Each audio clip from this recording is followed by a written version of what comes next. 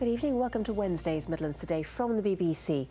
Tonight, claims that crime will rise as our region's largest police force deals with cuts.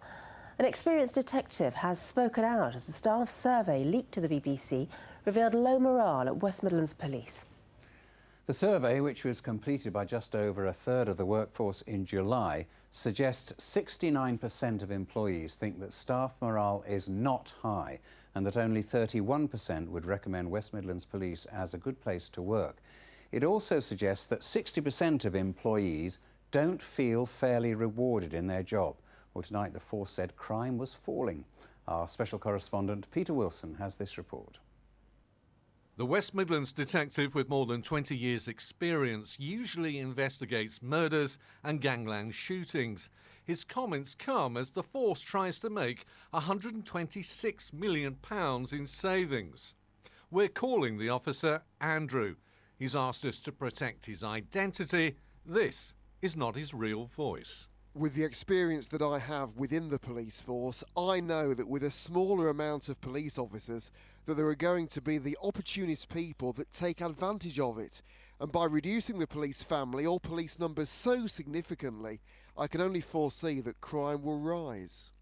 Andrew says that the criticism from politicians during the riots felt like a kick in the teeth to frontline officers. Morale is very low. Officers were working 18, 20 hours a day for a week during the riots, coming in, not seeing much of their family.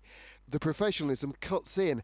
You want to do the job, you want to catch the bad guys, but to have the politicians turn around and say that police are inflexible, that had a massive impact on officers. In June and July this year, a staff survey of both police and non-uniformed staff revealed poor morale in the force.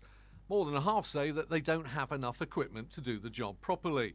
73% say that bureaucracy is not being cut, while 72% said that communities were not being better served or protected.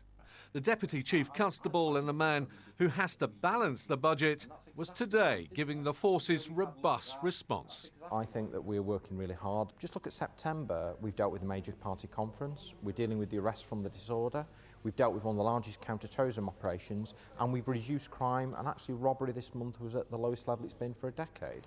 West Midlands Police rank and file staff are not usually allowed to answer questions about force policy. You're an experienced detective. Why have you chosen to hide your identity? What are you frightened of?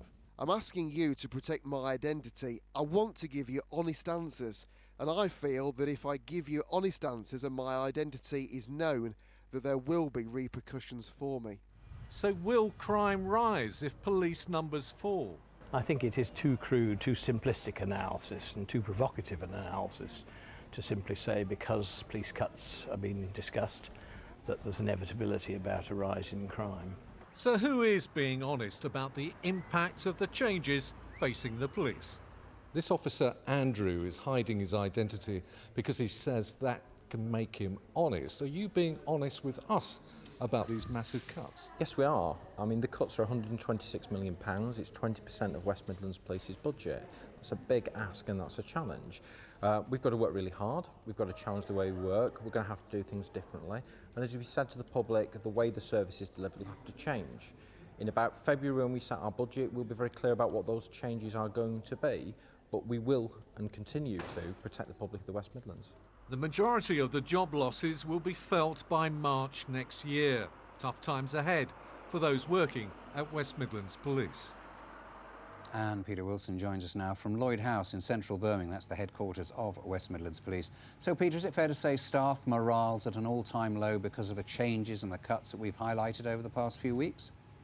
Well, I've been covering West Midlands Police for more than 20 years, and I have known on many occasions that morale has been particularly low.